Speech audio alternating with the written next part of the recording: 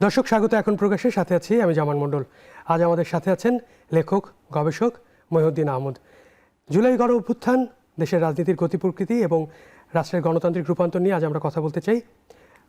আপনাকে অনেক স্বাগত জানাই আমাদের আজকের অনুষ্ঠানে। অনেক ধন্যবাদ, আপনি আমাদের সময় দিয়েছেন। মহিউদ্দিন ভাই, এই জুলাই আসার পর থেকে আমরা জুলাই নিয়ে মূল্যায়ন করছি, প্রায় 2 বছর হলো। তো জুলাই কতটুকু সফল হলো, কতটুকু ব্যর্থ হলো, সবাই যার যার মতো করে বিশ্লেষণ করছেন, বলছেন। তো আপনার মতামত আসলে জানতে চাই যে জুলাইয়ের আমাদের যে আকাঙ্ক্ষা সেটা আসলে কতটুকু পূরণ হলো। না, জুলাই তো আন্দোলনটা শুরু হয়েছিল কোটা সংস্কারের দাবি নিয়ে, তো সেটা তো পূরণ হয়ে গেছে। এরপরে এটা এক পর্যায়ে এসে আমি বলবো যে এস্টাবলিশমেন্টের হস্তক্ষেপ এবং উস্কানির কারণে এটা এক দফার আন্দোলনে গেছে, সরকার পতনের। তো সরকার পতনও হয়েছে। তো সুতরাং এই পর্যন্ত তো জুলাই আন্দোলন ওই কনটেক্সটে বলবো যে তার পুরোপুরি সফল, তার যৌক্তিক গন্তব্যে গেছে। এখন এরপরে জন আকাঙ্ক্ষা, মানুষ এক এক শ্রেণীর মানুষের এক এক ধরনের আকাঙ্ক্ষা। তো এটা তো ধরেন যাদের আকাঙ্ক্ষা আছে তারা যদি অর্গানাইজড ফোর্স হয় সেটার ইমপ্লিমেন্টেশন হবে, না হলে তো হবে না। যাওয়ার তো আমাদের আকাশ ছোঁয়া, তাই না? তো সুতরাং যারা মনে করেন যে সরকার পতন চেয়েছিল তারা তো সফল, তাদের আকাঙ্ক্ষার বাস্তবায়ন হয়েছে। আর যারা এর চেয়ে একটু বেশি চেয়েছিল যে রাষ্ট্র বদলে যাবে, অন্যরকম হয়ে যাবে, সেটা হয়নি, সেটা হওয়ারও না। কারণ রাষ্ট্র বদলাবে যারা, তারা তো নিজেরা না বদলালে তো রাষ্ট্র বদলাবে না। আচ্ছা, মানে কিন্তু জুলাইয়ের সময় ধরেন জুলাইয়ের গ্রাফিতি, জুলাইয়ের স্লোগান, সেইখানে মানুষের মধ্যে তো একটা আকাঙ্ক্ষা ছিল যে বৈষম্য বিরোধী সমাজ, সবার সমান অধিকার, নারীর মর্যাদা, আদিবাসী সংখ্যালঘু তাদের মর্যাদা। তো সেই জায়গাগুলোতে আসলে আমরা কতটুকু এগোতে পারলাম বা এগোনোর পথে আছি কিনা? মানে আমাদের সমাজে যারা ওপিনিয়ন মেকার বা যারা সমাজপতি বা যারা পাওয়ার পলিটিক্স করেন, তাদের কালচারে তো এই জিনিসগুলো নাই। তাদের কালচারে গণতন্ত্রের এই যে আধুনিক যে পশ্চিমের যে গণতান্ত্রিক ধ্যান ধারণা, এটা তো তাদের মধ্যে নাই। তারা তো ধরেন মুখে বলছেন গণতন্ত্র, কিন্তু আসলে তারা এক একজন সামন্ত প্রভু, ভূস্বামীর মতন আচরণ করেন। শুরু থেকে এরকম দেখেছি। তারপরে একটা অনেকের মধ্যে লুটেরা স্বভাব আছে। তারপরে এই যে ধরেন এই যে নারীর প্রতি দৃষ্টিভঙ্গি, তো সেটা তো আমাদের এখানে তো গুণগত পরিবর্তন হয় নাই। এখনও আমরা যদি মিডিয়ার দিকেই তাকাই, সেখানেও অনেক কিছুই আমরা দেখি যে যে এটা মানে যে আধুনিক যে মানদণ্ড তার সঙ্গে সঙ্গতিপূর্ণ না। তো সুতরাং আমরা অনেক পিছিয়ে আছি। এখন আমরা তুলনাটা করব কাদের সঙ্গে? যারা আমাদের চেয়েও পিছিয়ে আছে তাদের সঙ্গে। এখন আমরা কথায় কথায় আমরা যদি বলি যে তৃপ্তির ঢেকুর তুলতে পারি, আমরা এই ক্ষেত্রে আফগানিস্তান থেকে এগিয়ে আছি, তাইলে এক ধরনের স্যাটিসফ্যাকশন আমরা পাবো। কিন্তু আমরা যদি ইউরোপের সঙ্গে তুলনা করি, তাহলে তো আমরা 500 বছর পিছিয়ে আছি। তো সুতরাং এখানে বা এশিয়ার অনেক দেশের সাথে যদি তুলনা করি, ভুটান বা হ্যাঁ, ইভেন আপনি আমাদের পাশের সব দেশগুলির কথাই যদি বলি, নেপাল, ভুটান, ভারত, শ্রীলঙ্কা, সব জায়গায় যান। ভারতে অবশ্য অন্যরকম সিচুয়েশন, বা নেপালে, ভুটানে, শ্রীলঙ্কায় তো অন্যরকম। মানে একটা নারী প্রধানমন্ত্রী বা নারী স্পিকার বানায় দিলেই তো নারীর প্রতি দৃষ্টিভঙ্গি সমাজের বদলায় যায় না। আমাদের এখানে এখনো বহু লোক মনে করে যে নারীরা ঘরের চৌকাঠ পার হইতে হলে স্বামীর অনুমতি লাগবে, এবং এটা তো অনেক লোক বিশ্বাস করে। এবং যারা এটা বিশ্বাস করে তারা একটা অর্গানাইজড ফোর্স, তাদের রাজনৈতিক দল আছে, এবং তারা এগুলো প্রচারও করে। এখন রাষ্ট্রের আইনে আছে, সংবিধানে আছে যে নারীর প্রতি বৈষম্য হবে না, সমান তারা, নারী পুরুষ। বায়োলজিক্যাল ডিফারেন্স ছাড়া সব ক্ষেত্রেই তারা সমান। কিন্তু যারা এই যে নারীকে ঘরে আটকে রাখার কথা প্রচার করে, তার তো নির্বিঘ্নে প্রচার করে যাচ্ছে। রাষ্ট্রের আইন তো তাদেরকে ধরছে না। বরঞ্চ তাদেরকে যদি আপনি কোনো সমালোচনা করেন, তাহলে রাষ্ট্র আপনাকে ধরবে, মামলা হবে, বলবে অনুভূতিতে আঘাত লেগেছে। এই অনুভূতিওয়ালাদের নিয়ে আপনি কি করবেন বলেন? তো আমরা এখন ওই ওই জায়গাতেই এখনো আছি। জুলাইয়ের প্ল্যাটফর্মে যে নারীরা ছিলেন তারা আমরা দেখলাম যে অনেকে হারিয়ে গেলেন, সংখ্যালঘু যারা ছিলেন তারা হারিয়ে গেলেন। অনেকে বলে যে তাদেরকে আসলে তাড়িয়ে দেওয়া হয়েছে। মানে এই বিষয়টা কিভাবে ঘটলো বা কেন ঘটলো? না, এইটা হচ্ছে যে তাড়িয়ে দেওয়া হয়েছে বা আমাদের সমাজের যে যেটাকে আমরা বলি আত্মীকরণ প্রয়াস, অ্যাবজর্পশন ক্যাপাসিটি, এটা খুব কম। আমরা যে কোনো প্রগতিশীল বা নতুন ধ্যান ধারণা সহজে নিতে চাই না, গ্রহণ করি না, এবং ফলে এবং আমাদের মনোজগৎটা তৈরি হয় তো আমাদের শিক্ষা ব্যবস্থা থেকে। তো আমাদের শিক্ষা ব্যবস্থা, আমাদের সমাজ, আমাদের কি বলে কারিকুলাম, এগুলো এমন যে এগুলো শৈশব থেকেই এগুলো শেখায় যে মানে নারী সে হচ্ছে কি বলবে, সে চলবে পুরুষের ইচ্ছা, আর পুরুষের সন্তুষ্টি হচ্ছে নারীর মানে সেটাই তার কাজ। এবং এটাকে জায়েজ করার জন্যে এরা ফ্রিকোয়েন্টলি আরবিতে অনেকগুলি আয়াত বলবে যেগুলো আমরা বুঝিও না। এমন একটা আবহ তৈরি করে যে এর বিরুদ্ধে কথা বলতে গেলেই আপনার বিরুদ্ধে ব্লাসফেমির মামলা হয়ে যাবে। তো কি করবেন আপনি বলেন? যারা শাস্ত্রবাদী তাদের সঙ্গে লড়াই করার মতন পরিবেশ আমাদের দেশে তৈরি হয় নাই। আচ্ছা, আমরা শরৎচন্দ্রের উপন্যাস যদি পড়ি তখন এই শাস্ত্রবাদীদের দেখি যে কিভাবে তারা মানে সমাজটাকে, এই যে পুরোহিততন্ত্র, যেটা আমাদের এখানে ওই পুরোহিততন্ত্র, আমাদের এখানে যেহেতু মুসলমানের দেশ আমরা বলি মোল্লাতন্ত্র। তো মোল্লাতন্ত্র যতদিন আছে ততদিন এই জিনিস। এখন মোল্লাতন্ত্রকে হটাবে কে? ক্যাটালিস্ট কে হবে? এখন যারা সরকার গঠন করে তারা ক্যাটালিস্টের ভূমিকা নিতে পারে, কিন্তু আমরা তো এখানে দেখি না। সরকার এমনভাবে একেবারে নিম্নমানের জনতুষ্টির রাজনীতি করে, ফলে মানে আমরা অসহায়। এই বছর জুলাইয়ের শুরু থেকেই বা গত কয়েক মাস ধরেই মানে জুলাই ম্যানুফ্যাকচার্ড বা জুলাই একটা কনস্পিরেসি, এইরকম একটা প্রচারণা মানে আমরা সোশ্যাল মিডিয়ায় বা অনেক জায়গায় আমরা দেখছি। হ্যাঁ, তো এইটা আসলে অনেকে কনভিন্সও হচ্ছে, বা এই যে আমাদের চোখের সামনেই ঘটে গেল জুলাই, বা আমরা সবাই দেখলাম যে মানে কি বিপুলভাবে সব মানুষ একসাথে হলো, নামলো এবং একটা সরকারের পতন ঘটলো, স্বৈরাচারী সরকারের পতন ঘটলো। কিন্তু তারপরেও এই যে এখন এই ধরনের প্রচারণাগুলো হচ্ছে, মানে বলা হচ্ছে যে জুলাই ম্যানুফ্যাকচার, কেউ কেউ বলছে যে প্রতারিত হয়েছি। মানে এই জায়গাটা আসলে কেন আসলাম আমরা? মানে এখানে দুইটা এলিমেন্ট আছে। একটা হচ্ছে যে এত দ্রুত কি এই জায়গায় আসলে আমাদের আসার কথা ছিল? একটা এলিমেন্ট হলো যে একটা প্রচার আছে যে এটা ষড়যন্ত্র। এই প্রচারটা করছে যাদেরকে আমরা দেখেছি পরাজিত হতে জুলাই আন্দোলনে, তারা এই প্রচারটা করছে যে এটা সবটাই ষড়যন্ত্র। আর আরেকটা এলিমেন্ট আছে যে জুলাই আন্দোলনকে যারা সম্পৃক্ত ছিলেন এবং যারা সহানুভূতিশীল ছিলেন, এটাকে সমর্থন করেছেন এবং কায়ে মনোবাক্যে সরকারের পতন চেয়েছেন বিপুল জনগোষ্ঠী, তাদের একটা অংশ এখন ভাবছে তাহলে আমরা কি পেলাম? পরিবর্তন তো দেখছে না তারা। তো রাষ্ট্রের কাঠামোগত কোনো পরিবর্তন না হওয়ার কারণে তাদের মধ্যে একটা হতাশা আছে। এই হতাশা থেকেই তারা বলে তাহলে আমরা কেনই আন্দোলনটা করলাম। এখন এটার মানে এই না যে আগেই ভালো ছিলাম, এটা তারা বলতে চাচ্ছে। হতে পারে অনেকের মধ্যে এটা আছে যে আগেই তো ভালো ছিলাম। তো এই পরিবর্তনের ফলে যারা রাষ্ট্রের নিয়ন্ত্রণ নিয়েছে তারা যে ঠিক মতন ডেলিভার না করার কারণেই কিন্তু এই চিন্তাটা দানা বাঁধছে দিন দিন, যে তাহলে কেন এই আন্দোলন করলাম, আগেই তো ভালো ছিলাম।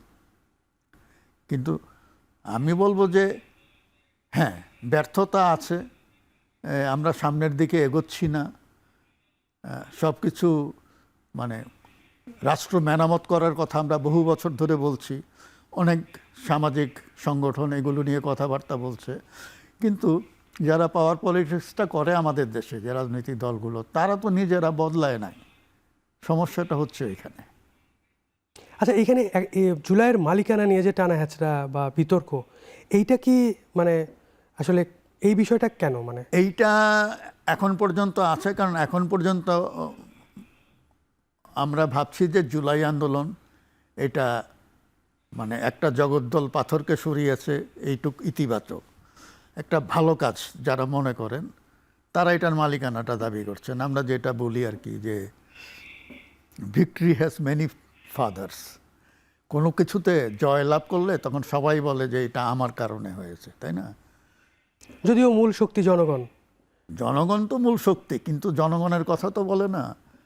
যেমন এই দেশে লাখ লাখ লোক প্রাণ দিয়েছে না স্বাধীনতার জন্যে, হাজার হাজার মানুষ গৃহহীন হয়েছে না, লাখ লাখ মানুষ গৃহহীন হয়েছে, অভ্যন্তরীণ উদ্বাস্তু লাখ লাখ, কোটিখানেক তো দেশান্তরী হয়েছে।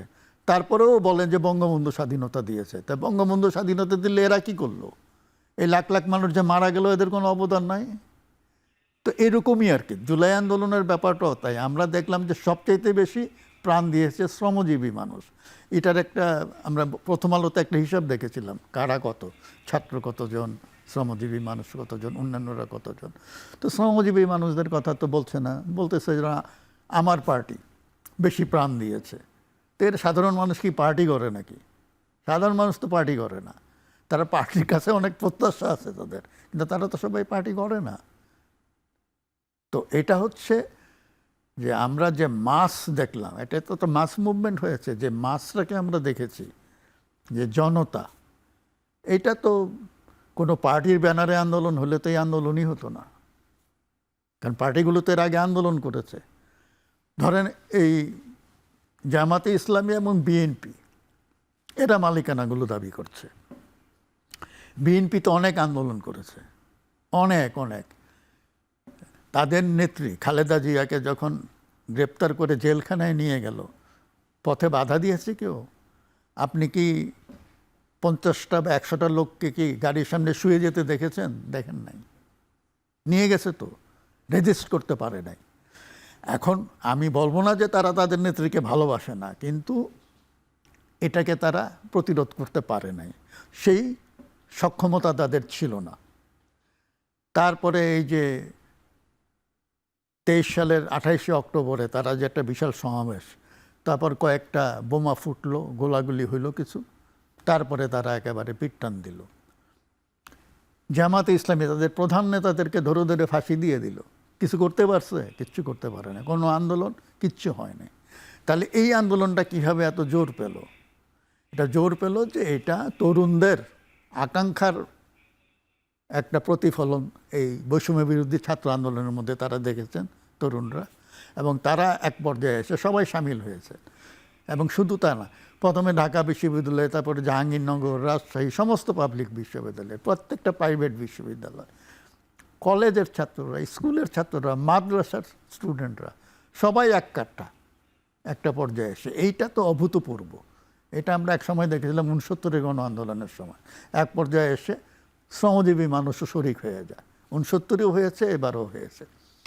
এটা কোনো পার্টির ব্যানারে হয় নাই। তো পার্টির ব্যানারে হয় নাই হলে এটা এভাবে সফল হতো না। এখন যদি পার্টিগুলো দাবি করে, এটা মানে কিছু করা তো নাই। আপনি তো যে কেউ যে কিছু দাবি করতে পারে, কিন্তু সাধারণ মানুষ কোনো দলের ব্যানারে সম্পৃক্ত হয় নাই। সাধারণ মানুষ একটা পরিবর্তন চেয়েছিল, এবং মানুষ আশা করেছিল এরপরে যে রাজনৈতিক সরকার হবে তারা এই পরিবর্তনগুলো এগিয়ে নিয়ে যাবে, অনুঘটক হবে, তারা ক্যাটালিস্ট হবে। সেইখানে যখন তারা কোনো ব্যত্যয় দেখে, তখন তাদের মধ্যে একটু হতাশা আসে। হতাশা থেকেই তারা তখন অনেক সময় মুখ ফিরিয়ে নেয়।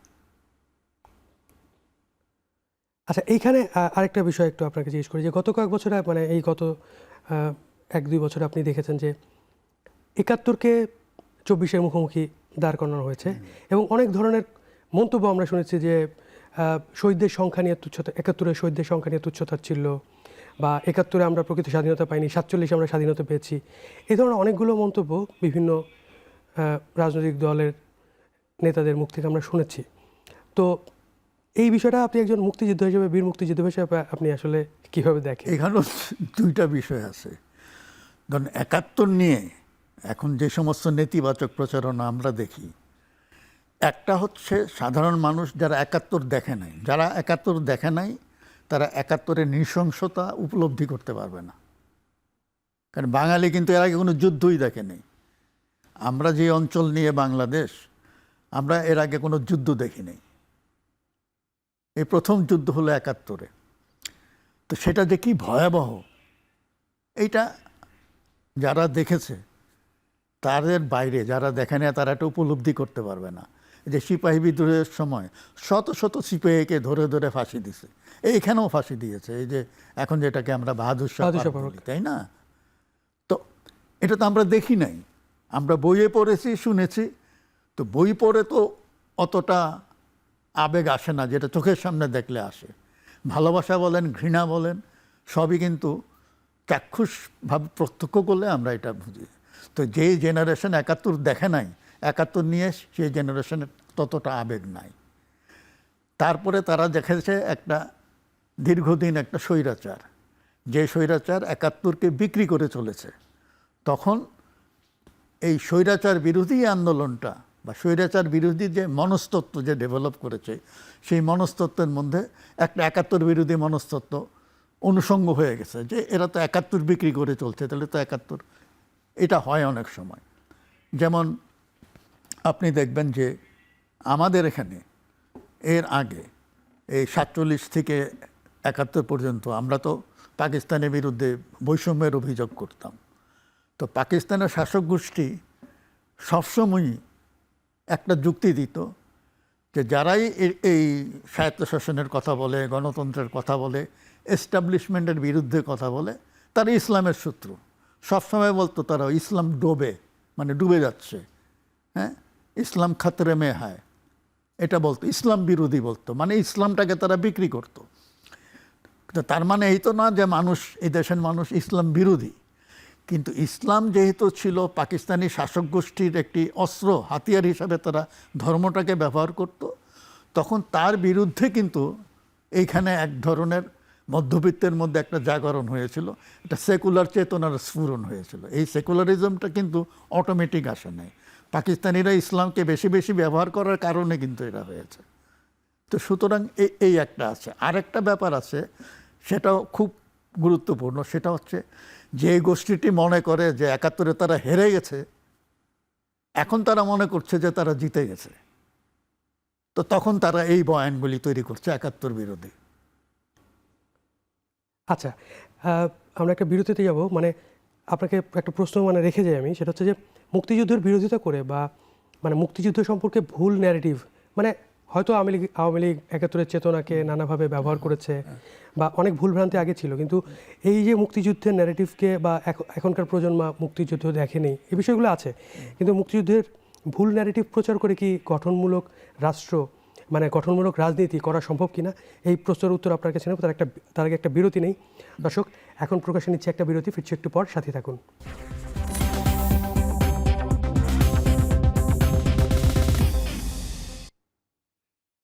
দর্শক, বিরতির পর ফিরলাম আলোচনায়। মহিউদ্দিন ভাই, যে বিষয়টা আপনাকে বিরতির আগে জিজ্ঞেস করলাম, যে মুক্তিযুদ্ধের বিরোধিতা করে বা এই বিষয়ে ভুল ন্যারেটিভ প্রচার করে গঠনমূলক রাজনীতি আসলে করা সম্ভব কিনা। না, গঠনমূলক কোনো কিছুই তো ভুলের উপরে তৈরি করা যায় না। এখন মুক্তিযুদ্ধের যে ন্যারেটিভ, আমরা তো এমন বলতে পারবো না যে মুক্তিযুদ্ধের সব ইতিহাস লেখা হয়ে গেছে। এটা তো একদিনে হয় না, এক দশকেও হয় না। যত দিন যাবে আমরা নতুন নতুন তথ্য পাব, আমাদের উপলব্ধির পরিধি বাড়বে, তা আমরা আবার ন্যারেটিভও পাল্টাতে থাকবে। তো এখানেও সেটা হয়েছে, যে মনে করেন যে ৭১ সালে আমরা যেটা দেখেছি বা ৭২ সালে আমাদের মধ্যে যেটা ছিল, যেরকম চিন্তা ছিল, ৭১ যত দূরবর্তী হবে ততই কিন্তু আমরা অনেক বেশি আমাদের দৃষ্টিভঙ্গি এবং ধারণা স্বচ্ছ হতে থাকবে। কারণ আবেগ থাকলে বা ঘৃণা থাকলে নির্মোহভাবে অনেক কিছু পর্যালোচনা করা যায় না। তো আমরা যদি এই যে আবেগের তো দুইটা পার্ট, আবেগের একটা অংশ হচ্ছে ভালোবাসা আর একটা অংশ হচ্ছে ঘৃণা।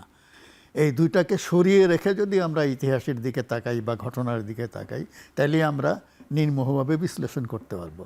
তো সেটার জন্য একটা সময় লাগে। তো যত সময় যাবে ততই আমরা কিন্তু আমরা মানে কি বলবো, আরও বেশি অবজেক্টিভ হতে পারবো, এবং আমাদের যদি অনুসন্ধানী তৎপরতা থাকে নতুন নতুন তথ্য পাবো, তথ্যের ভিত্তিতে আমরা অনেক কিছু বিশ্লেষণ করতে পারবো। এখন দেখেন ৭১-এর ন্যারেটিভ অনেক রকম আছে। ওই যে আমরা বললাম একটা কথা আছে না, যে বিজয়ীরাই সব কিছু ইয়ে করে। যেমন এখন যারা মনে করে বিজয়ী, তারা এক ধরনের কাউন্টার ন্যারেটিভ তৈরি করছে, আর তখন যারা বিজয়ী ছিল তারা তাদের পক্ষে একটা ন্যারেটিভ তৈরি করছে। তো দুটাই অসম্পূর্ণ, আবার দুইটার মধ্যেই কিছু কিছু সত্যতা আছে। আমরা যদি অবজেক্টিভলি চিন্তা করি, মনে করেন যে বাংলাদেশ কিভাবে স্বাধীন হলো, তাই না? এটা তো হওয়ার কথা না এইভাবে। বেলুচিস্তান তো 48 সালে স্বাধীনতার লড়াই শুরু করেছিল, তারা কেন হয়নি? আমরা কেন হলাম? ভারতের সাথে যদি আমাদের সীমান্ত না থাকতো, ভারত যদি বর্ডার খুলে না দিত, আমরা যদি ভারতে আশ্রয় না পেতাম, মুক্তিযোদ্ধারা যদি সাহায্য, অস্ত্র, টাকা এগুলো না পেত, তাহলে কি আপনি মনে করেন এই 9 মাস ধরে যুদ্ধ চলতো? মানে এখানে অনেকগুলি ইফস অ্যান্ড বাটস আছে, কিন্তু অনেকগুলি ফ্যাক্টর কাজ করে। হ্যাঁ, এখন কথা হচ্ছে যে এই ৭১-এ এগুলো কিন্তু আপনার, আমি বলবো যে শর্ত হিসাবে কাজ করছে, একটা কন্ডিশন তৈরি করেছে।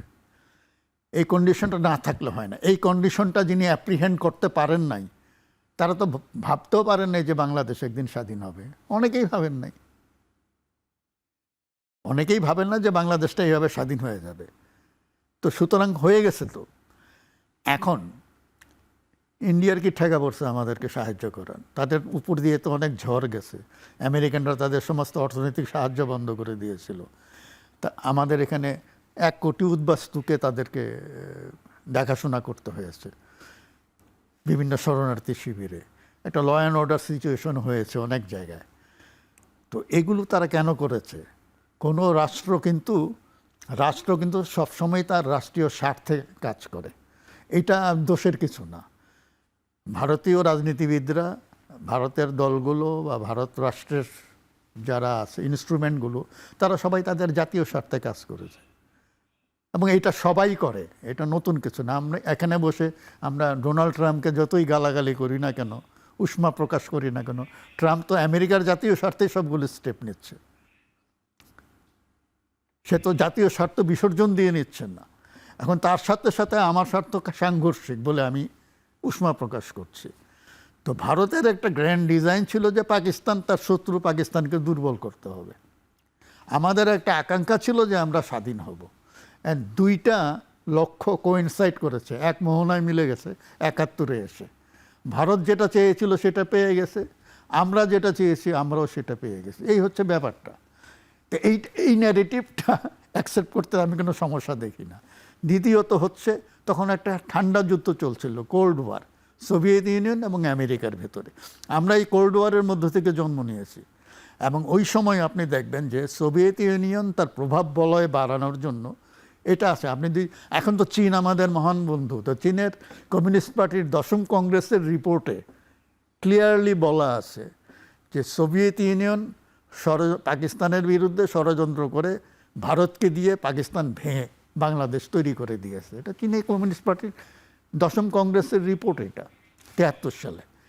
তো সুতরাং আচ্ছা, মানে আপনার একটা কলামে এই একটা অংশ বোধহয় কয়েকদিন আগে একটা ফটোকার্ড অনেকেই হয়তো ভুল বুঝেছে বা ভুলভাবে এসেছে, অনেকে স্ট্যাটাসও দিয়ে, আপনিও এটা নিয়ে কথা বলেছেন।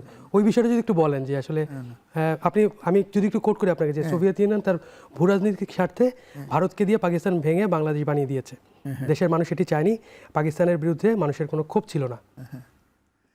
তো আমি এটা বলি যে ওই যারা মানে ফটোকার্ড পাঠক যারা, তাদের ব্যাপারে আমার করুণা হয়। আচ্ছা, কারণ তারা তো আমার মূল কলামটা পড়ে নাই পুরোটা। ফটোকার্ডটা আউট অফ কনটেক্সট আসছে, তার আগে কি এই কথাগুলো তারা বলে নাই। আমি যেটা বলতে চেয়েছি যে জুলাই আন্দোলনকে একটা দল ষড়যন্ত্র বলছে না, তো ষড়যন্ত্র তত্ত্বটা অনেক পুরনো। 71 সালে অনেকে বলেছিল যে এই যে বাংলাদেশ হচ্ছে এটা একটা ষড়যন্ত্র এবং সোভিয়েত ইউনিয়ন ভারতকে দিয়ে বাংলাদেশ ভেঙে দিয়েছে। আমি এইভাবে জিনিসটা এনেছি। মানে ষড়যন্ত্র তত্ত্বের কথাটাকে আপনার কথা হ্যাঁ, আমি বলে দুইটা বোঝানো উদাহরণই হচ্ছে। দিয়েছি। আমি 24-এর উদাহরণও দিয়েছি এবং ষড়যন্ত্র যারা হেরে যায় তারা সবসময় ষড়যন্ত্রের কথা বলে। এইভাবে বলতে গিয়ে আমি যখন জুলাইয়ে ষড়যন্ত্রের কথা বলছে যারা হেরে গেছে তারা, আর 71-এ ষড়যন্ত্র হয়েছে এটা বলেছে 71-এ যারা হেরে গেছে। তো সেইটা যখন আসে ওইটা আউট অফ কনটেক্সট, শুধু ওইটুক দিয়ে একটা ফটো কার্ড, আর ফটো কার্ডের মধ্যে নোট অফ এক্সক্লামেশন, আশ্চর্যবোধক চিহ্ন আছে 2টা সেন্টেন্সের পরে। তা আমাদের দেশের বেশিরভাগ পাঠক কিন্তু নির্বোধ, লেখাপড়া খুব কম, তাহলে দাড়ি আর আশ্চর্যবোধক চিহ্নের মধ্যে পার্থক্য বোঝে না। তা তারা এটার পরে হুমড়ি খেয়ে পড়েছে। এটা যে একটা সার্কাজম, এটা তো বোঝার মতন। এখন আপনি এই দেশে বাস করতে হলে তো এই সমস্ত নির্বোধদের নিয়ে চলতে হবে, কিছু তো করার নাই। এরা এটা বোঝে নাই। আর এক দল আছে যারা আমার কলামগুলোতে যে তথ্য থাকে সেটা হজম করতে পারতেছে না, তারা উসিলা খুঁজতেছিল আমাকে আক্রমণ করার, তারা এই সুযোগটা নিয়েছে। এইভাবে একটা, আমি বলবো যে আমার উপরে এক ধরনের সাইবার অ্যাটাক। আর যারা এই কলামটা পড়েছে তারা বুঝেছে। অনেকেই আবার যারা আমার প্রতি, যারা আমার শুভাকাঙ্ক্ষী পাঠক, আমার বই পড়ে, কলাম পড়ে, তারা তো মূল লেখা পড়েছেন। আমার পড়ে তারা বলেছেন যে না, আপনি তো ঠিকই বলেছেন, এরা তো আউট অফ কনটেক্সট একটা। মানে আপনি যদি, যেমন বলা হচ্ছে কি, একটা উদাহরণ প্রায় আমরা দেখতাম, স্লোগান চিকা কি, all power grows out of the barrel of the gun, কি মাও সে তুং বলেছে। তো তার পরে কি বলেছে, আগে কি বলেছে এটা আর বলে না। বলছে যে ব্যারেল অফ দ্য গান, গানের পেছনে তো একটা মানুষ আছে, সেই মানুষটাকে কিন্তু খুব ইম্পর্ট্যান্ট। তারা ওইটা আর বলে না, ওইটুকু এক লাইন বলে। তো যারা মতলববাজ তারা কিন্তু তাদের মতলব হাসিল করার স্বার্থে এই ধরনের বক্তব্যগুলো বিকৃতভাবে ভালগার ওয়েতে উপস্থাপন করে। আর আমাদের এই নির্বোধের দেশে ওই যে চিলে কান নিয়ে গেছে বলে চিলের পিছনে দৌড়া, এই দৌড়ানোর লোকের তো অভাব নাই। তো সেটাই হয়েছে। আসলে আপনার বক্তব্যটা কি, আপনি যদি একটু বলেন, মানে এই বিষয়টা, মানে আসলে আপনি কি বলতে চেয়েছেন? বক্তব্যটা ছিল, আমি যখন লিখলাম, আমার তো কলামটা ছিল কি, ফিরে দেখা ইতিহাসের দীর্ঘতম জুলাই। সে জুলাই আন্দোলন নিয়ে লিখতে গিয়ে আমি লিখলাম যে কিভাবে 1 তারিখে তারা শুরু করলো এটা, জুলাইয়ের 1 তারিখে। মানে ওই যে লাইনটা ছিল, মানে পাকিস্তানের বিরুদ্ধে মানুষ ছিল না, আমি এটা তো আসলে শুরুটা করেছি জুলাই আন্দোলন নিয়ে, যে জুলাইয়ের বিরুদ্ধে অনেকেই বলছেন যে এটা ষড়যন্ত্র, এবং বিদেশিরা ষড়যন্ত্র করে একটা সরকার ছিল, ফেরেশতাদের একটা সরকার ছিল, সব ফেরেশতা ছিল। শেখ হাসিনা, তিনি তো ঈশ্বরের সমান, ঈশ্বর তুল্য, তার তো কোনো ভুল, তিনি তো কোনো ভুল করতে পারেন না। বিদেশিরা ষড়যন্ত্র করে এই সরকারটাকে পতন ঘটায় দিছে, আমেরিকা এর পেছনে আছে। এই কথাটা আমি প্রথমে বলছি। তারপরে আমি বলছি এই ষড়যন্ত্র তত্ত্ব পাকিস্তানের ক্ষেত্রেও ছিল, নতুন না, অনেক পুরনো। 71-এও যারা হেরে গিয়েছিল তারাও এই ধরনের কথা বলেছে, ষড়যন্ত্র তত্ত্ব, যে জি সোভিয়েত ইউনিয়ন ভারতকে দিয়ে পাকিস্তান ভেঙে বাংলাদেশ তৈরি করে দিয়েছে। বাংলাদেশের মানুষ তো মহা সুখে ছিল, এখানে মধু আর দুধের নহর বয়ে বয়ে যেত, জি। এই দেশের মানুষের তো কোনো অভিযোগ ছিল না, ভেঙে দিছে। জি নোট অফ এক্সক্লামেশন আছে। এখন বলে এই নির্বোধ তো দাড়ি আর আশ্চর্যবোধক চিহ্নের পার্থক্য বোঝে না, আপনি তাদেরকে কি বোঝাবেন? একটা বিশাল একটা জনগোষ্ঠী তো বই মুখস্থ করে বা নকল করে পাশ করেছে, এতে নেতারাও নকল করে পাশ করেছে। আমি নাম ধরে ধরে বলে দিতে পারি কে কিভাবে পাশ করেছে। তো সুতরাং এরা তো এইভাবেই ব্যাখ্যা করবে। আচ্ছা, শেখ হাসিনাকে নিয়ে আমরা কথা বলছি, হ্যাঁ। মানে শেখ হাসিনার প্রসঙ্গ আসলো, ওনার দেশে ফেরার খবর নিয়ে কয়েকদিন ধরেই আলোচনা হচ্ছে, আপনি দেখেছেন। তো আপনার কি মনে হয় উনি দেশে ফিরে আদালতের মুখোমুখি হবেন? না, উনি যদি ফিরতে চান, নাকি এটা ওনার দলের, মানে যেটা বলছে যে অনেকেই বলছেন যে এটা আসলে ওনার দলের নেতাকর্মীদের সক্রিয় করার একটা কৌশল? এটা তো অনেক রকম আছে। উনি তো অনেক দিন ধরেই বলছেন কাছাকাছি আছি, যে কোনো দিন যে কোনো মুহূর্তে ঢুকে পড়তে পারি, এরকম অডিও আমরা শুনেছি না। কারণ এটা তার কণ্ঠ নাকি এআই দিয়ে বানানো আমরা তো জানি না, কিন্তু এটা যেহেতু উনি একটা বিদেশি সংবাদ সংস্থাকে এই ইন্টারভিউটা দিয়েছেন, তো সুতরাং এটা আমরা ধরে নেব এটা তার বক্তব্য। তিনি আসবেন, তো তিনি ডিসেম্বরে আসবেন কেন? তাকে তো তিনি তো জানেন তার ইয়ে হয়েছে, শাস্তি হয়েছে একটা। এখন তাকে এসে আত্মসমর্পণ করতে হবে, আইন যেটা বলে। তারপরে বিচারের মুখে তিনি যদি তখন আপিল করতে চান আপিল করবেন, সেই একটা প্রক্রিয়া আছে। কিন্তু তিনি এখন বলা হচ্ছে যে তার আত্মসমর্পণ করার সুযোগ নেই, যেহেতু অনেকদিন পার হয়ে গেছে, না। এসেই জেলে যেতে হবে। না আসলে তো আসলে হ্যাঁ, উনি আসা মানে হচ্ছে তিনি নিজেকে সমর্পণ করলেন। করছেন, জি, নাহলে উনি আসবেন কেন? আসা মাত্রই সমর্পণ, তখন তাকে কাস্টডিতে নেওয়া হবে। তারপরে তিনি আপিল করতে পারবেন দেরিতে হলেও। আপিল প্রসেসে গেলে তারপরে কি হবে এটা আগে থেকে বলা মুশকিল, কারণ আমরা এর আগে দেখেছি আপিল মৃত্যুদণ্ড পাওয়া আসামি বেকসুর খালাস হয়ে যায় না, জামাতের কয়েকজন হলো না। তো এটা তো মানে উচ্চ আদালতের বিচারকরা দেখবে আইন এবং সংবিধান কি বলে, তাই না? তো সেখানে তো রাজনীতি ঘোট পাকিয়ে ফেলার কোনো সম্ভাবনা নাই। এখন যেটা হলো যে তিনি যদি নিশ্চিত হন ফাঁসিতে ঝোলার জন্য উনি আসবেন শখ করে, এটা তো ভাবার কোনো কারণ নাই। এটা কে আসে? অনেকে আছে না, এই যেমন আবু সাইদ এইভাবে দাঁড়ায় বলল গুলি কর। এই যে আমরা একটা স্লোগান পেলাম না, বুক পেতেছি গুলি কর, গুলি কর। ভেতরে অনেক ঝড়। এরকম সাহস তো সবার নাই। শেখ হাসিনার তো অবশ্যই নাই, তিনি তো অবশ্যই একজন কাওয়ার্ড, নাইলে এভাবে ভেগে যেতেন না। তো এখন এবং পরিবারের আত্মীয় স্বজন গোষ্ঠী নিয়ে চলে গেছে উনি, দল বল ছেড়ে। দল এবং তার কাছে তার প্রাণটা খুবই মূল্যবান, তার প্রাণ এবং তার আত্মীয় স্বজন। তো তিনি আবার আসবেন ফাঁসির দড়িতে ঝুলতে, এটা কি বিশ্বাসযোগ্য? তাইলে তিনি আসবেন না কখনো, এটা তো হয় না। মানে আসতেই পারেন, তাহলে তিনি তখনই আসবেন যখন তিনি নিজেকে সম্পূর্ণ নিরাপদ মনে করবেন। তো তাকে নিরাপদ রাখার জন্য যে শর্তগুলো দরকার এই দেশে, সেই শর্তগুলো তৈরি হতে হবে। তার মানে একটা নেগোসিয়েশন প্রসেসে যেতে হবে। তিনি একটা নেগোসিয়েশন প্রসেসেই কিন্তু ভারতে গেছেন। তিনি কিন্তু পালিয়ে ওই যে আমাদের শামসুদ্দিন চৌধুরী মানিক যেভাবে ধরা পড়েছে, বা আনিসুল হক সালমান রহমান যেভাবে ধরা পড়েছেন, তিনি তো মানে একেবারে বিমানে করে আমাদের রাষ্ট্রীয় বাহিনীর তত্ত্বাবধানেই গেছেন, এবং সেখানে তাদের বাহিনীর লোকেরাই তাকে রিসিভ করেছে। তো এটা একটা নেগোসিয়েটেড প্রস্থান ছিল, নির্বাসন। এখন আরেকটা নেগোসিয়েটেড কামব্যাক হতে পারে, হলেই হয়তো তিনি, সেটার জন্য একটা ত্রিপক্ষীয় সমঝোতা হতে হবে। আমাদের রাষ্ট্র, শেখ হাসিনা এবং ভারত রাষ্ট্র, এই তিন পক্ষের যদি একটা সমঝোতা হয়, তাহলে আবার উনি কামব্যাক করতে পারেন। এখন এটা আপনি চান কিনা, আমি চাই কিনা, সেটা তো প্রশ্নটা এখানে প্রাসঙ্গিক না। আমরা একটা বিরতি নেই, একটা বিরতি নিয়ে তারপর আমরা আলোচনা করি। দর্শক, এখন প্রকাশে নিচ্ছি আরেকটি বিরতি, ফিরছি একটু পর, সাথে থাকুন।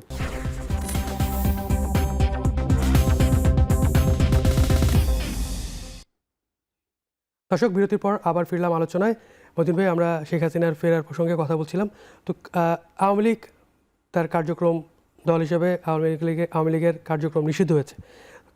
কার্যক্রম নিষিদ্ধ আওয়ামী লীগের ভবিষ্যৎ কি, আপনার কি মনে হয়? না, যারা আওয়ামী লীগ করতেন বা এখনও করেন, মনে প্রাণে আওয়ামী লীগ করেন, তাদের তো মানে অনেক বড় দল, অনেক পুরনো দল, অনেক ঐতিহ্যবাহী দল, অনেক বছর ক্ষমতায় ছিল, অনেক বছর বিরোধী দলে ছিল। তো এই দলটা তো একটা কাগজের একটা মানে কি বলে এটাকে, একটা প্রজ্ঞাপনের মাধ্যমে আপনি উড়াই দিতে পারেন না, তাই না? নিষিদ্ধ করছেন কার্যক্রম, সুতরাং এই কার্যক্রম নিষিদ্ধের পরে তারা যদি কোনো কার্যক্রম চালায়, তখন আইনি ব্যবস্থা নেওয়া হবে তাদের বিরুদ্ধে। হ্যাঁ, এখন দেখছি আমরা পুলিশ পিটাচ্ছে, গ্রেপ্তার করছে, এগুলো হচ্ছে।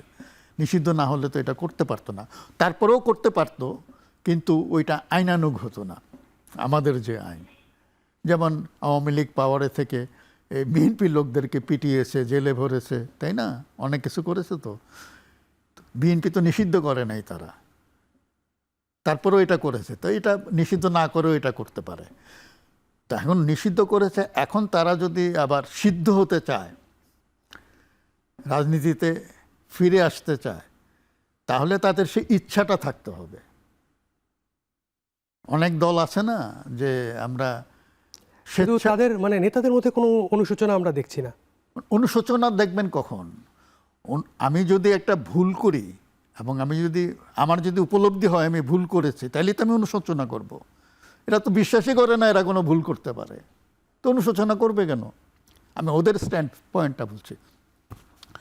আমরা বলছি অনেকেই যে তারা যদি কথাবার্তায় আচরণে একটু সংযত হয়, একটু অনুতাপ করে, অনুশোচনা করে, ভুল স্বীকার করে, তাহলে তো তারা রাজনীতিতে ফিরতে তাদের কোনো অসুবিধা নেই। এই কথাটা বলছি তো, কিন্তু তারা তো মনে করে না তারা কোনো ভুল করেছে, এবং তারা কোনো ভুল করতে পারে এটা তারা বিশ্বাসই করে না। এখানে যে জিনিসটা হয়েছে, আওয়ামী লীগ হয়ে গেছে একটা ধর্ম, এবং তার নেতা হচ্ছেন তাদের ঈশ্বর, এবং তিনি কোনো ভুল করতে পারেন না। তো সুতরাং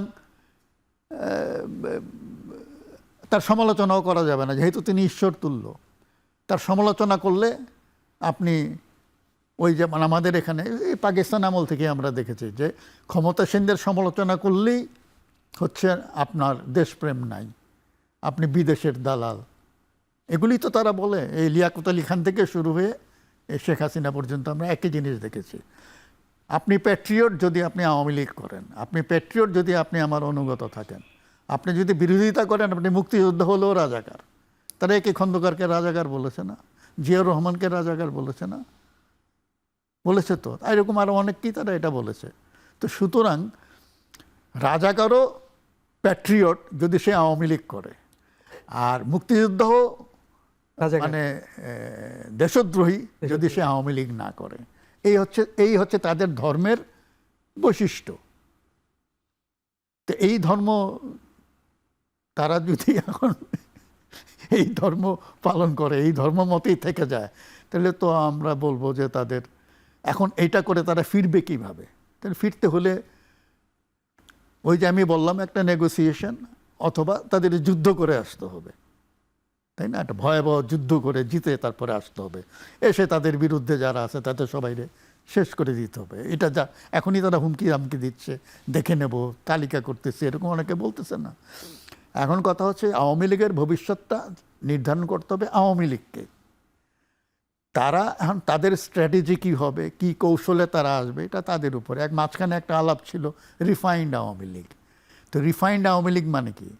মানে আওয়ামী লীগের নতুন নেতৃত্ব নিয়ে আসা, যাদের নিয়ে বিতর্ক কম, সমালোচনা কম, এই তো ব্যাপারটা। এখন তার মানে হচ্ছে তাহলে তার শেখ হাসিনার হাতে নেতৃত্ব থাকে না। তো এইটা এমন একটা দল, এটা তো শেখ হাসিনার প্রাইভেট প্রপার্টি, উনি তো এটা ছাড়বে না। এটা ছাড়লে উনার ভ্যালু কি? শেখ হাসিনা যদি আওয়ামী লীগের সভাপতি না থাকে, তাহলে শেখ হাসিনার ভ্যালুটা কি? তো সুতরাং উনি তো এটা ছাড়বে না। যেহেতু উনি এটা ছাড়বে না, আওয়ামী লীগের আর রিফাইন্ড হওয়ার কোনো সুযোগও নাই। আচ্ছা ভাই, আমরা আলোচনার শেষের দিকে চলে আসছি। এবার বিএনপি সরকার তো মোটামুটি 5 মাস পার করছে, তো এই সরকারের পারফরমেন্স কেমন দেখছেন? আপনার মতামত জানতে চাই। আমার কেন জানি মনে হয় আমরা এখন একটা ট্রানজিশনাল ফেজে আছি। আচ্ছা, হ্যাঁ, এই ট্রানজিশনাল ফেজের ফার্স্ট পার্টটা ছিল অন্তর্বর্তী সরকার, এখন এটা সেকেন্ড পার্ট চলছে। যদিও আমরা বলি একটা রাজনৈতিক সরকার এসেছে নির্বাচনের মাধ্যমে, নির্বাচন নিয়েও কিছু কিছু প্রশ্ন আছে। যাদের জেতার কথা না তারা জিতে গেছে, যাদের জেতার কথা তাদের হারিয়ে গেছে, এরকম অভিযোগ আছে কিন্তু। এবং আরও কয়েক বছর গেলে পরে আমরা হয়তো আরও অনেক তথ্য পাবো, তখন আরও উইথ প্রেসিশন আমরা কথাগুলো বলতে পারবো। তো এখন এই সরকার 5 মাস বয়স হয়েছে, এর মধ্যে জাতীয় সংসদের 2টো সেশন হয়েছে। আমরা একটা পরিবর্তন দেখেছি। আগে যেমন ট্রেজারি বেঞ্চ এবং অপোজিশন বেঞ্চের মধ্যে সম্পর্কটা ছিল মানে মারমুখী, সাংঘর্ষিক, এবার সেটা দেখি নাই। হ্যাঁ, গালাগালি, ফাইল ছোড়াছুরি, যখন তখন ওয়াক আউট, বর্জন, এটা আমরা দেখি নাই। কিন্তু বিরোধীরা বলছে যে এই সরকার সংস্কার বিরোধী। না, এগুলো তো সংবিধান নিয়েও আপনি এটা নিয়ে তো রাজনীতি হবে, সংস্কার না সংশোধন, এই নিয়ে মানে শব্দযুদ্ধ চলবে। এখন কথা হচ্ছে যে এটা আছে, কিন্তু কথা হচ্ছে তারপরও সিচুয়েশনটা এখনও আমার কাছে ভোলাটাইল মনে হয়, মানে ক্রিস্টালাইজড হয় নাই।